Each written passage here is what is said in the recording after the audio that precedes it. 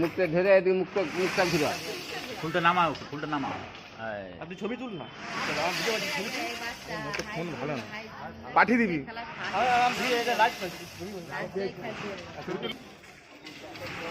পজাবার গ্রামবাসীর তরফ থেকে আজকে আমাদের এই রাহুল দিন্ডা, পিতা সমীর দিন্ডা, গ্রাম পজাবার, এই ছেলেটি ক্লাস 2-তে পড়ে। তো আমাদের পজাবার মধ্যপাড়া যে প্রাইমারি স্কুল রয়েছে সেখান থেকে উনি স্টেট লেভেল খেলার জন্য শালবনির মাঠে যাচ্ছে।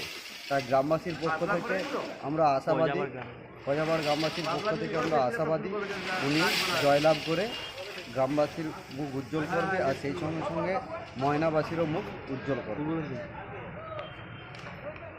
সেই কারণে আমরা সবাই মিলে ওনাকে আশীর্বাদ করছি, অভিনন্দন জানাচ্ছি, যাতে তার বাবা মারও মুখ উজ্জ্বল হয় এবং গোটা পূর্ব মেদিনীপুরের গৌরব হয়ে ওঠে, সেই আশা রেখে আমরা ওনাকে শালবনির মাঠে পাঠাচ্ছি।